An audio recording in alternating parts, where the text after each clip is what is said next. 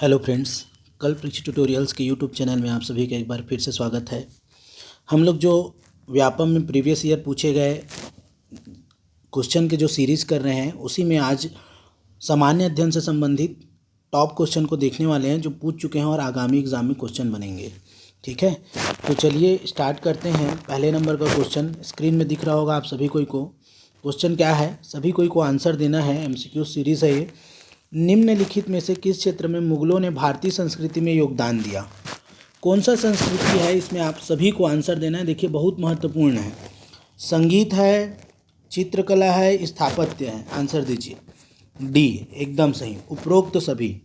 मुगलों ने भारतीय संस्कृति में योगदान दिया है तो संगीत है, चित्रकला, स्थापत्य। सर्वाधिक पूछ लेना, सर्वाधिक योगदान तो याद रखेंगे स्थापत्य कला में।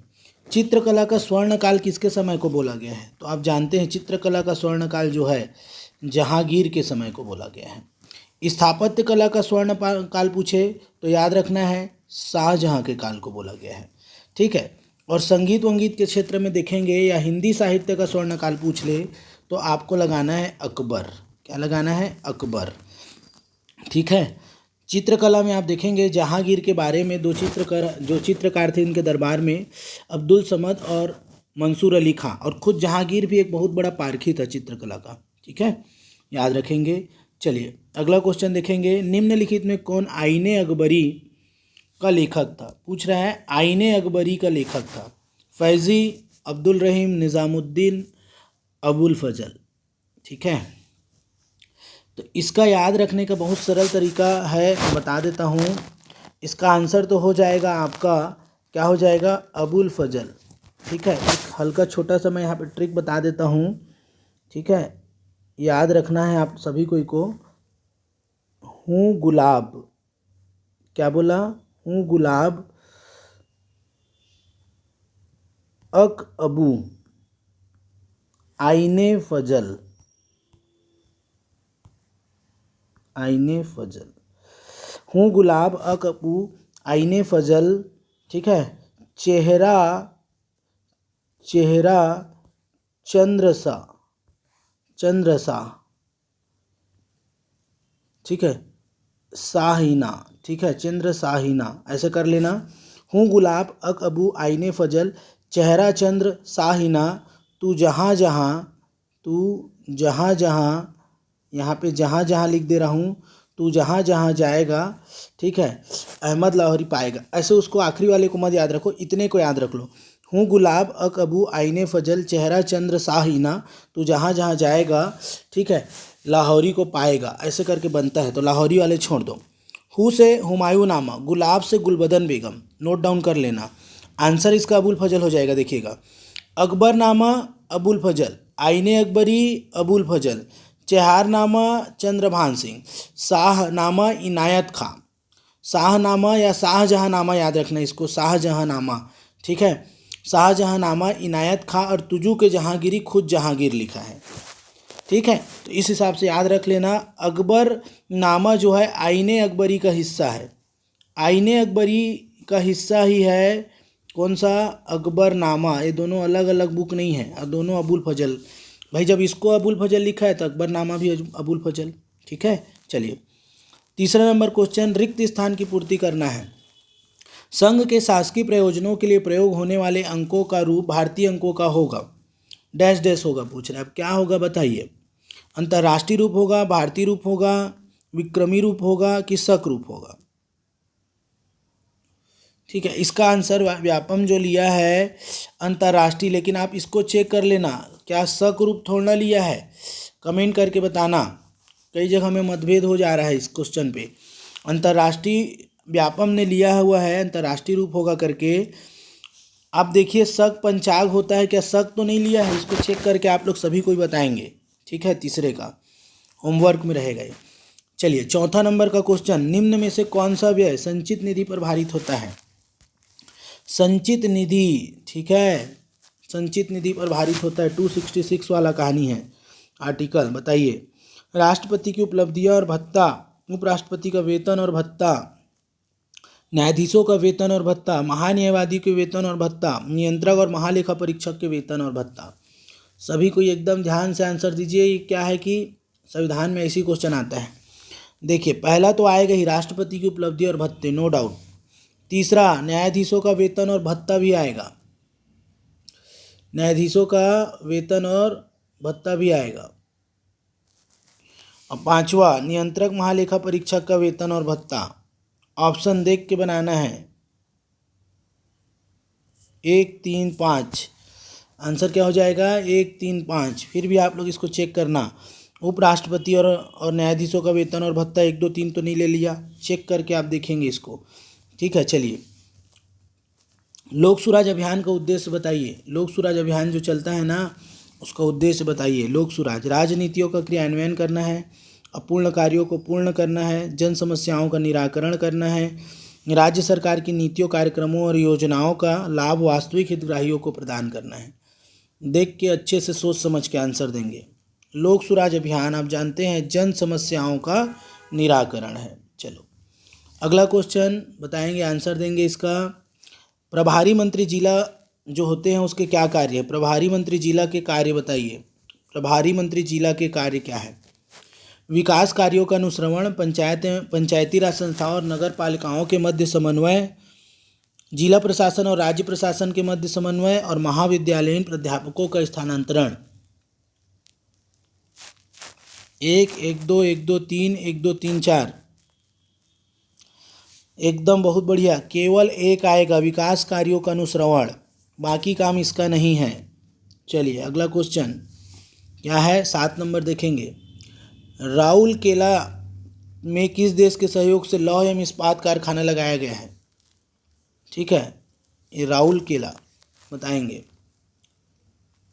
राज की बात है।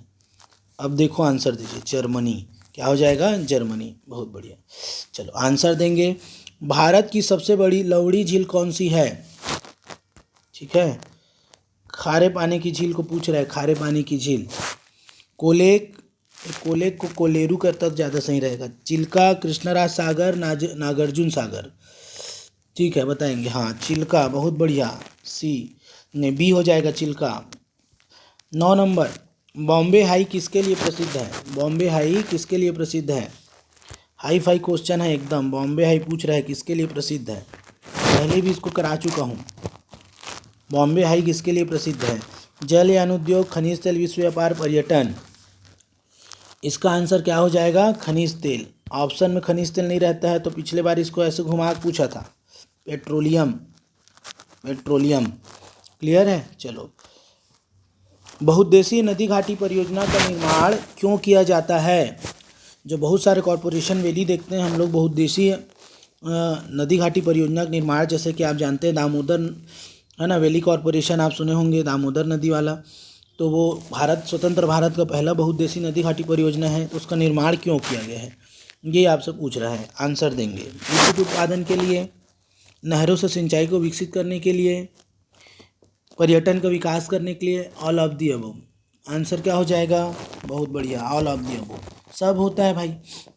बांगो डैम चले जाइए, मिनी माता विद्युत उत्पादन भी होता है। नहर निकला हुआ है बहुत सारा, 3 जिले इससे लाभान्वित होते हैं। पर्यटन क्षेत्र भी है, घूमने के लिए भी आप जाते हो, है ना। चलेंगे, 11 नंबर का क्वेश्चन देखेंगे। भारत में हीराकुंड बांध किस नदी पर है? हीराकुंड बांध किस नदी पर निर्मित है? भारत का सबसे लंबा बांध है, सबसे लंबा बांध है हीराकुंड बांध। बताना है इसको। क्या आंसर हो जाएगा इसका? हाँ, छत्तीसगढ़ से निकलने वाली नदी महानदी। सतलज में भांगड़ा नागल है, पोलावरम है गोदावरी में, महानदी आंसर हो जाएगा सी। चलो, 12 नंबर का क्वेश्चन देखेंगे।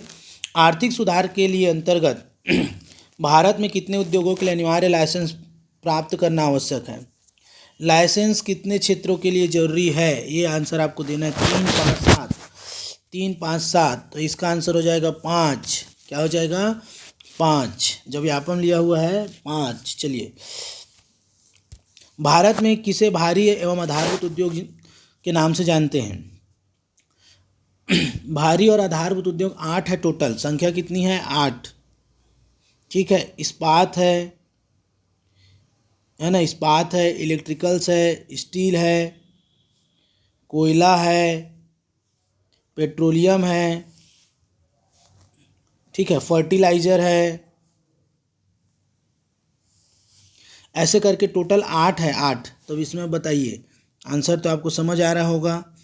13 नंबर, हाँ, लौह एवं इस्पात, बहुत बढ़िया, डी। चलिए, निम्न में से कौन सा एक ग्लोबल वार्मिंग तथा क्लाइमेट परिवर्तन का मुख्य कारण नहीं है? कार्बन डाइऑक्साइड उत्सर्जन, जंगल की कटाई, मीथेन उत्सर्जन, सीएफसी उत्सर्जन। क्या हो जाएगा साइंस वाले ध्यान से? सीएफसी उत्सर्जन, हाँ, ग्लोबल वार्मिंग क्लाइमेट परिवर्तन मुख्य कारण नहीं है, सीएफसी उत्सर्जन। चलो अगला क्वेश्चन, जैव विविधता सर्वाधिक क्षेत्र में है, मतलब किस क्षेत्र में सर्वाधिक है? कौन सा जैव विविधता वाला क्षेत्र है? Tundra, prairie, torrid, tropic. Vyapam में इसी टाइप के क्वेश्चन आएंगे। टुंड्रा प्रीरे नहीं है। अब बताइए, ट्रॉपिक क्षेत्र हो जाएगा, ट्रॉपिकल क्षेत्र। उष्णकटिबंधीय वाला क्षेत्र आप पढ़ते होंगे, जैव विविधता वाला सबसे ज़्यादा ट्रॉपिक क्षेत्र। चलो अगला क्वेश्चन, निम्न में से कौन सा एक आर्गन वसा को विघटित कर कोलेस्ट्रॉल उत्पन्न करता है? कौन सा ये जो आर्गन है वसा को विघटित कर कोलेस्ट्रॉल उत्पन्न करता है? आंत, लीवर, फेफड़ा, किडनी। क्या हो जाएगा? बहुत बढ़िया, लीवर, आंसर बी, बहुत अच्छा। चलिए, फेणी काजू निर्मित पेय किस राज्य से संबंधित है? फेणी पीना है, जैसे कि अपने यहाँ सल्फी ताड़ी होता है ना छत्तीसगढ़ में, तो ये आप फेणी बताइए। काजू निर्मित एकदम, कर्नाटक, गुजरात, बिहार, गोवा। हाँ, गोवा वाले बीच में मिलता है, सही आंसर है डी। गोवा वाले बीच में आप काजू शेक पीना है, फेणी है ना। चलिए, भारत के कौन से मुख्य न्यायाधीश सबसे लंबे समय तक कार्य किए हैं? कौन से मुख्य न्यायाधीश है जिनका कार्यकाल सबसे लंबा रहा है? मुख्य न्यायाधीश, ठीक है, CGI, chief justice of India, Bhubaneswar Prasad Sinha. Bhubaneswar Prasad Sinha नाम ही इसका लंबा है, भुवनेश्वर, भूमि से जुड़ा हुआ आदमी, लंबा देर तक चलेगा, ठीक है। चलिए 19 नंबर का क्वेश्चन, विमुद्रीकरण डिमोनेटाइजेशन वाला है ना, और काला धन के संबंध में कौन सा भी कथन सही नहीं है? सही नहीं है पूछ रहा है, सही नहीं है, आंसर देंगे 19 नंबर। वैसे जब डिमोनेटाइजेशन हुआ उस समय का केस है ये, तो इसमें डायरेक्ट आंसर बता देता हूँ, 3.32 मिलियन जो है बैंक खाता संबंधित है, ये जो है सही नहीं है। बाकी इसको छोड़ो अभी। 20 नंबर का क्वेश्चन आ गया, निम्नलिखित में से किस दिल्ली सुल्तान ने राज्य द्वारा वैतनिक, ठीक है, राज्य द्वारा वैतनिक एक विशाल स्थायी सेना का निर्माण किया? आंसर देंगे, कौन है वो? स्थायी सेना भी रखा था, उसी का आंसर बता रहा हूँ। उसको नगद वेतन भी देता था, हुलिया और दाग प्रथा भी ये चालू किया था, 1/2 टैक्स लेता था, कर जो आधे से अधिक, और दक्षिण भारत को जीतने वाला, अभियान करने वाला दक्षिण भारत का पहला सुल्तान है, और भारत का प्रथम मुस्लिम सम्राट कहलाता है, सम्राट। तो वो जो है विलन अलाउद्दीन खिलजी। चित्तौड़ का अभियान किया था ना, 1303 वाला चित्तौड़ का अभियान आप देखेंगे, ठीक है, अलाउद्दीन खिलजी। चलेंगे, बढ़िया। अगला question, British east India company और महाराजा रणजीत सिंह के बीच निम्नलिखित में से कौन सी संधि हुई थी? बहुत महत्वपूर्ण क्वेश्चन है। ये संधि का सन मैं बता देता हूँ, 1809 में हुआ है। अब सोचिए 1809 में कौन है? मिंटो प्रथम है, और 1909 में भी मिंटो ही है, लेकिन मिंटो द्वितीय है 1909 में। चलिए, अमृतसर की संधि, अमृतसर की संधि, कौन सी संधि? अमृतसर की संधि, जुलाई 1809 में हुआ था।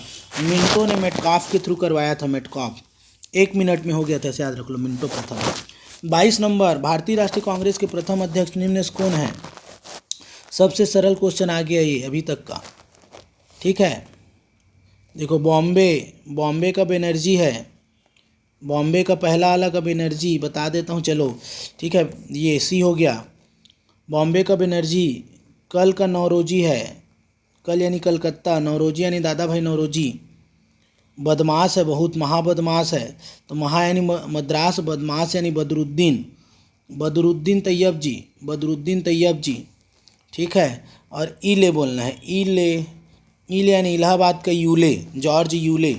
पहला हिंदू, दूसरा पारसी, तीसरा मुस्लिम, चौथा अंग्रेज, है ना। 85, 86, 87, 88 सब 1800 में है, ठीक है। WC बनर्जी हो जाएगा। चलिए, आधुनिक भारत में निम्नलिखित में से कौन सांस्कृतिक पुनर्जागरण के प्रणेता थे? बहुत सरल क्वेश्चन है, एकदम महत्वपूर्ण है, बताइए। आंसर क्या हो जाएगा इनका? बहुत बढ़िया, दयानंद सरस्वती नहीं, राजा राम मोहन राय, राजा राम मोहन राय। बहुत बढ़िया। 1815 में आत्मी सभा, 1828 में ब्रह्म समाज, 1829 में सती प्रथा, ठीक है। 1833 में इनका विंस्टन चर्चिल में मृत्यु हो गया। याद रखना, मृत्यु के बाद जो है दो भागों में बंट गया ब्रह्म समाज, आदि ब्रह्म समाज और भारतीय ब्रह्म समाज। क्लियर है? देवेंद्र नाथ टैगोर वाला कहानी है और केशव चंद्र सेन वाला। राजा राम मोहन राय बहुत महत्वपूर्ण। संवाद कौमुदी, मिरातुल अखबार पत्रिकाएं हैं इनके, एकदम अच्छे से पढ़ना है। चलिए आगे। निम्नलिखित में से किस धार्मिक ग्रंथ में वेदांत दर्शन का सार निहित है? कौन सा धार्मिक ग्रंथ है जिसमें वेदांत दर्शन का सार निहित है? वेदांत ही बोलते हैं, इसका उपनाम ही वेदांत है। अब आंसर दीजिए जल्दी जल्दी। पुराण, उपनिषद, ब्राह्मण, ग्रंथशास्त्र, धर्मशास्त्र। नहीं, उपनिषद हो जाएगा। उपनिषद, टोटल संख्या 108। और इसी में एक बृहदारण्यक से व्यापम बहुत बार पूछा है। तमसो माँ ज्योतिर्गमया इसी में लिखा हुआ है, बृहदारण्यक में तमसो माँ ज्योतिर्गमया। क्लियर है? बहुत सारे क्वेश्चन उपनिषद से आते हैं। चलिए अगला क्वेश्चन 25 नंबर का देखिए। निम्नलिखित में से कौन सी बौद्ध कला की शैली नहीं है? बौद्ध कला की शैली नहीं है पूछ रहा है। सबसे पहले तो गांधार, मथुरा, नागार्जुन कोंडा, अमरावती। आंसर देंगे गांधार, मथुरा, नागार्जुन कोंडा, अमरावती। कौन सा नहीं है? ठीक है, नागार्जुनी कोंडा। हाँ, नागार्जुनी कोंडा नहीं है, बौद्ध कला की शैली नहीं है। ठीक है, बाकी सब आपको मिल जाएंगे। अमरावती वैसे सातवाहनों में भी थी। चलिए, और गांधार, मथुरा कनिष्क के समय में प्रचलित ही है। चलिए आगे बढ़ते हैं। राजतरंगिणी का लेखक निम्नलिखित में से कौन था? राजतरंगिणी का लेखक निम्नलिखित में से कौन था? आंसर देंगे कल्हड़, बाणभट्ट, मेघतीति, विशाखदत्त। कल्हड़ बहुत बढ़िया। कश्मीर का सिस्टमेटिक इतिहास लिखाया है। कश्मीर का इतिहास, एकदम सिस्टमेटिक इतिहास लिखाया है। अशोक के बारे में जानकारी, अशोक के पुत्र के बारे में जानकारी है, कनिष्क के बारे में जानकारी है, वहाँ के राजा जयसिंह जिसके दरबार में कल्हड़ था, लोहार वंश, उसके बारे में जानकारी। कश्मीर में किसी भी चीज़ का सिस्टमेटिक वर्णन राजतरंगिणी है। और होमवर्क ये रखिए कि एक और राजतरंगिणी, द्वितीय राजतरंगिणी के लेखक कौन है? आ चुका है व्यापम में, उसको कमेंट में बताइए। चलिए 27 नंबर का क्वेश्चन। सामान्य प्रशासन विभाग के कार्यों में निम्न में से क्या सम्मिलित है? पढ़ के आंसर दीजिए, 1 मिनट का समय है।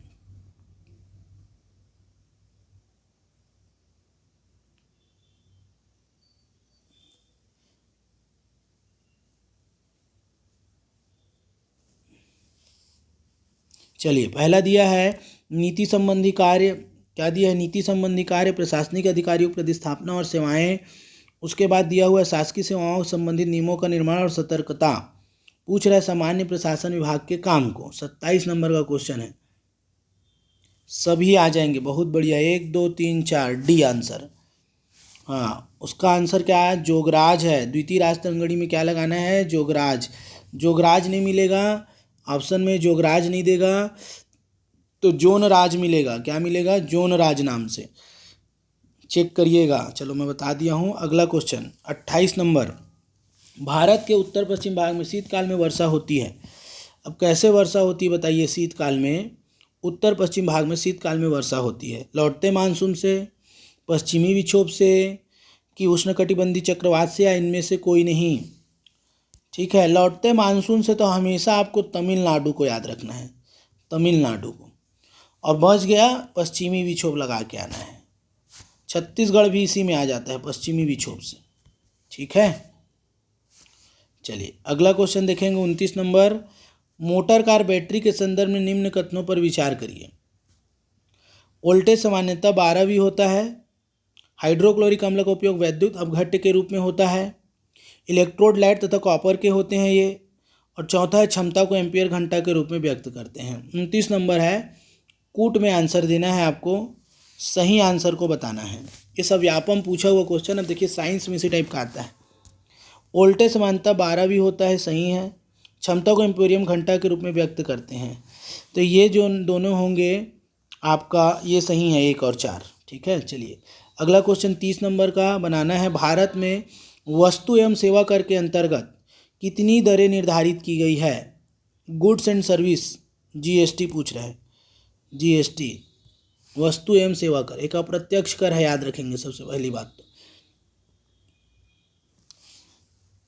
ठीक है, तो इसमें 4 को लेना है, 4 को व्यापम 4 को आंसर लिया है, कहीं कहीं 5 मिल जाता है और चेक कर लीजिएगा इसको, जब जीएसटी आए उस समय क्वेश्चन है। भारत में करेंट अफेयर्स का भी इसके बाद करेंगे, इंडिया का भी करेंगे और छत्तीसगढ़ का भी करेंगे। ठीक है, भारत में बड़े नोटों की विमुद्रीकरण का क्या लक्ष्य था? बड़े नोटों का जो डिमोनेटाइजेशन हम किए हैं उसका क्या लक्ष्य था, बताइए। काला धन को समाप्त करना, जाली मुद्रा को बाहर करना, डिजिटल भुगतान को बढ़ावा देना, सभी तो सभी मल्टी यूज। ठीक है, ब्रिटिश शासनकाल के समय इस क्षेत्र का सर्वोच्च अधिकारी होता था। अब सर्वोच्च अधिकारी बताइए कौन होता था? डिप्टी कमिश्नर, कलेक्टर, कमाविजदार, चीफ कमिश्नर। ये एक तो छत्तीसगढ़ का क्वेश्चन इसमें आ गया है, कोई दिक्कत नहीं, बताइए। इसमें एक छत्तीसगढ़ का क्वेश्चन है, अलग से डाल दिया गया है, बताइए कौन होता था? हाँ, डिप्टी कमिश्नर। हाँ ठीक है, चलिए अगला 33 नंबर का क्वेश्चन देखेंगे। ग्राम पंचायत की शिक्षा समिति के विषय में सही क्या है? शिक्षा समिति के विषय में पूछ रहा है, पंचायती राज से क्वेश्चन आता है, देखिएगा। जो लोग भी पंचायती राज अच्छे से नहीं जानते हैं, नहीं बनता है, उनसे प्ले लिस्ट में जाइए, पूरा 10 से 15 लेक्चर डले हुए हैं पंचायती राज के, समितियों का भी कुछ मिल जाएंगे आपको। इनमें 5 सदस्य होते हैं। दूसरा दिया है, सदस्य ग्राम पंचायत द्वारा चुने जाते हैं। अनुसूचित जाति, अनुसूचित जनजाति और महिलाओं को प्रतिनिधित्व दिया जाता है, या इनमें से कोई नहीं। 33 नंबर का आंसर क्या होगा? इनमें से कोई नहीं। बहुत बढ़िया, इनमें से कोई नहीं। ठीक है, ग्राम पंचायत शिक्षा में सही क्या है? इनमें से कोई नहीं क्या है? आप वीडियो देखो समझ आएगा। उप सरपंच, उपाध्यक्ष, ऐसा वाला कहानी मिलेगा आपको समितियों में।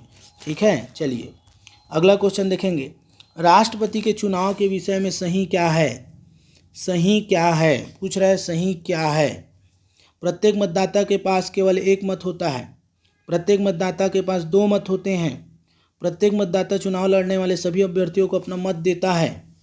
मतदाता वरीयता के आधार पर अपना मत देता है। 2 आंसर सही है, अब बताइए कौन कौन सा आंसर सही है? ठीक है, प्रत्येक मतदाता चुनाव लड़ने वाले सभी अभ्यर्थियों को अपना मत देता है। ठीक है, राष्ट्रपति चुनाव एकदम वरीयता क्रम में होता है ना, सही है। और उसके बाद 3 वाला, मतलब सी वाला में कौन कौन है उसको देखो, ये तो कट गया और ये कट गया, या तो बी या तो सी। तो डी को पढ़ लो, मतदाता वरीयता के आधार पर अपना मत देता है, तो ये भी सही हो गया। तो आंसर हो जाएगा बी, सी और डी। क्लियर है? एकल संक्रमणीय अनुपातिक मत प्रणाली के तहत इसको दिया जाता है। 50+1 का कॉन्सेप्ट होता है राष्ट्रपति के चुनाव में। ठीक है, कमेंट करके ये बताइए कि कौन सा जो राष्ट्रपति द्वितीय वरीयता की गणना में राष्ट्रपति बना था और निर्विरोध जीतने वाले राष्ट्रपति का नाम बताएंगे। चलो, भारत में बेरोजगारी के आंकड़े कौन एकत्रित करता है और कौन प्रकाशित करता है? बेरोजगारी जो सबसे भयावह समस्या है, उसके आंकड़े कौन लेता है और कौन उसको प्रकाशित करता है कलेक्ट करके? 35 नंबर, राष्ट्रीय नमूना सर्वेक्षण कार्यालय, योजना आयोग, वित्त आयोग, केंद्रीय सांख्यिकी संगठन। हाँ, इसका आंसर हो जाएगा NSSO, national sample survey organisation, राष्ट्रीय नमूना सर्वेक्षण कार्यालय। बहुत बढ़िया। चलिए अगला क्वेश्चन 36 नंबर, संविधान की 3य अनुसूची में निम्न में से क्या सम्मिलित नहीं है? क्या सम्मिलित नहीं है पूछ रहा है, अच्छे से आंसर दीजिए। देखिए, राष्ट्रपति के शपथ का प्रारूप है कि नहीं, पहले चेक करेंगे अच्छे से।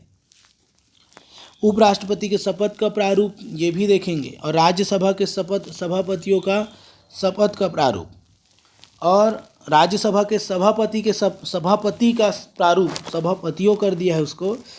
केंद्रीय मंत्री के शपथ का प्रारूप, संसद के सदस्य का शपथ प्रारूप, राज्य के मंत्री का शपथ का प्रारूप।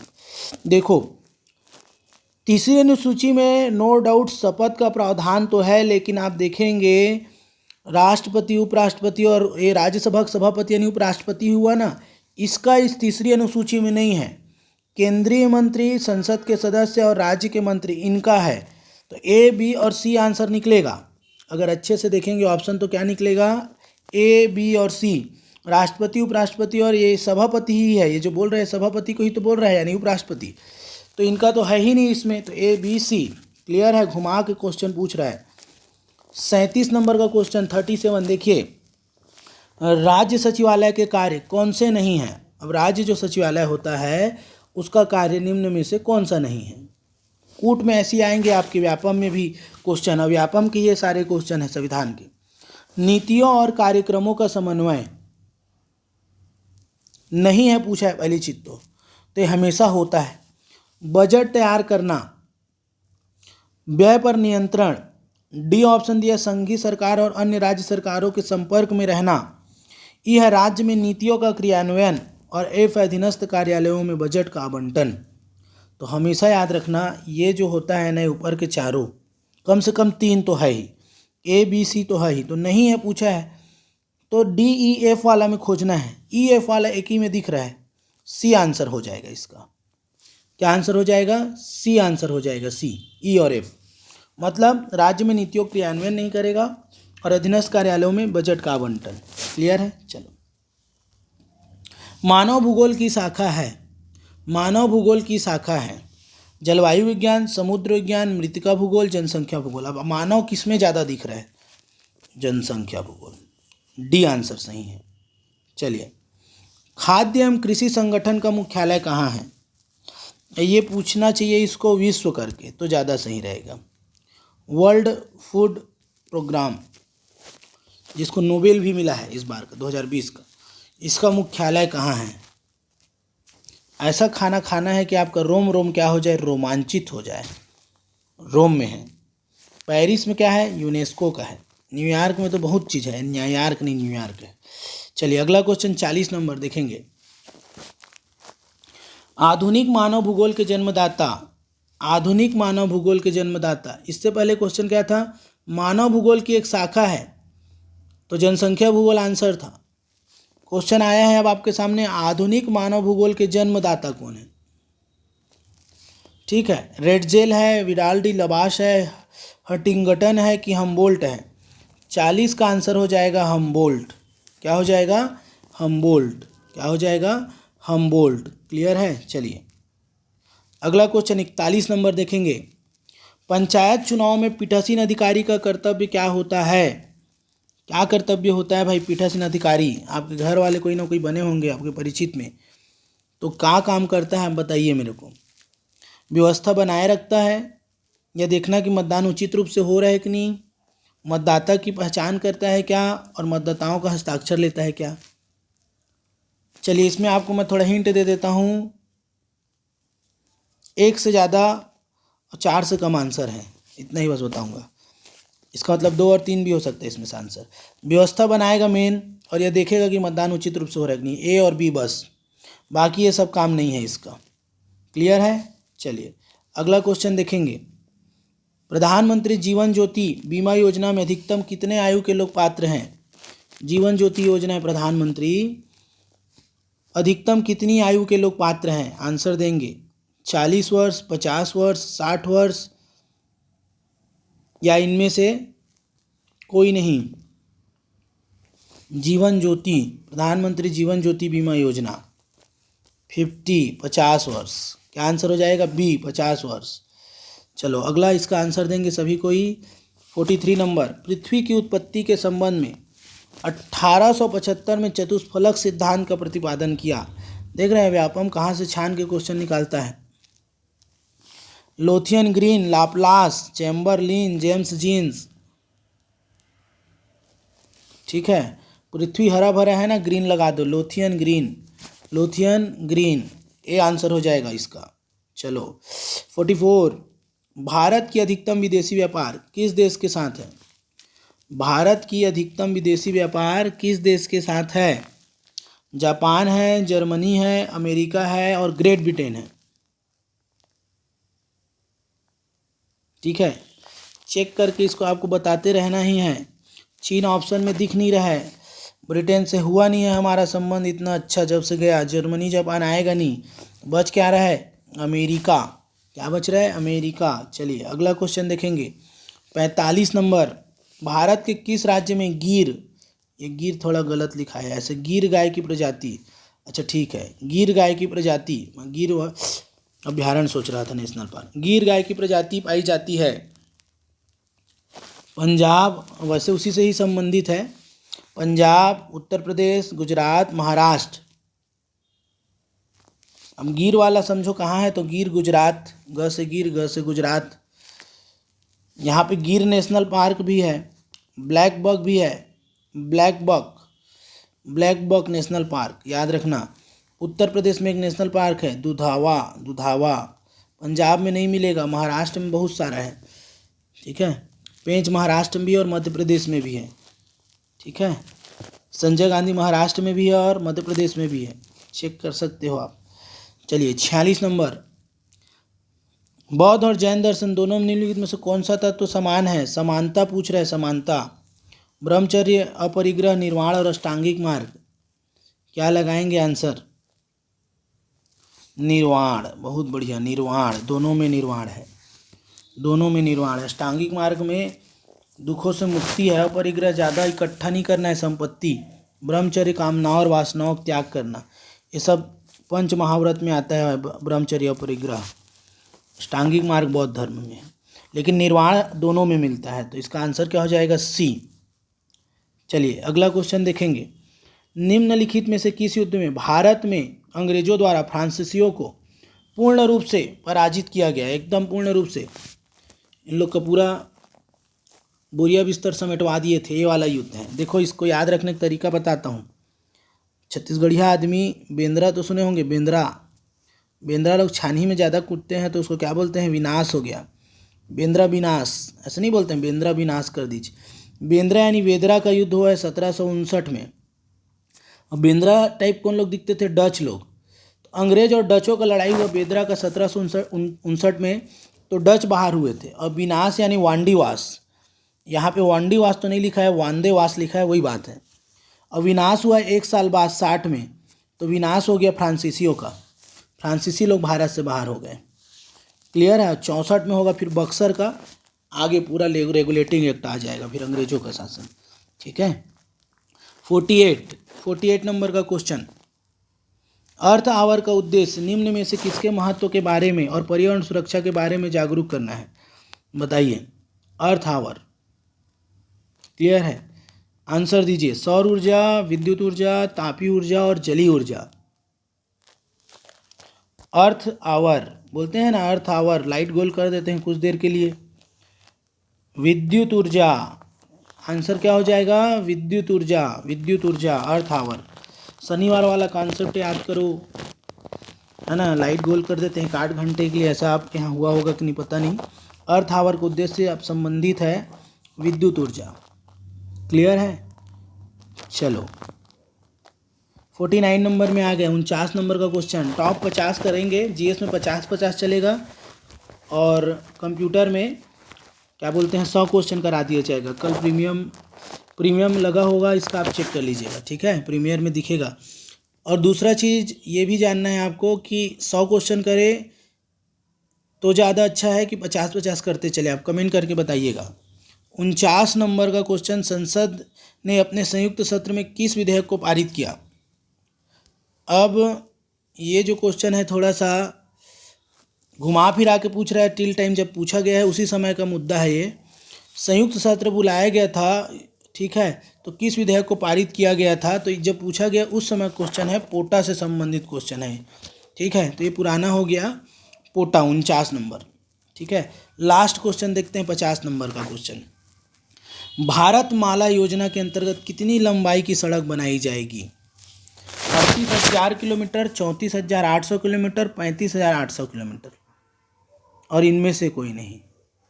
तो इसमें याद रखना है, इसका आंसर हो जाएगा बी, 34,800 किलोमीटर भारत माला। सड़कों को जोड़ना है अच्छे से, ठीक है। सेतु भारतम भी चल रहा है, सागर माला भी चल रहा है, भारत माला जो है सड़क से संबंधित। ठीक है, ठीक है। सागरमाला बंदरगाहों को सड़कों से जोड़ना, सेतु वाला परियोजना जो चल रहा है, और रेलवे क्रॉसिंग मुक्त करना है, ओवरब्रिज बनाना है। तो इसका बी आंसर हो जाएगा। तो ये हो गए 50 जीएस के क्वेश्चन व्यापम में पूछे हुए। ऐसी कई सीरीज में आपको दूंगा, सारे जीएस, हिंदी, कंप्यूटर सबका कराया जाएगा। आगे आपका छत्तीसगढ़ का भी मिलेगा, इसमें छत्तीसगढ़ का तो डल ही रहा है। इसके अलावा आपको जो जो चाहिए कमेंट करके आप बताएंगे। ज़्यादा से ज़्यादा इसको शेयर करिए और चैनल को सब्सक्राइब करिए। चलिए ठीक है, आज के लिए इतने ही रखते हैं। Thank you.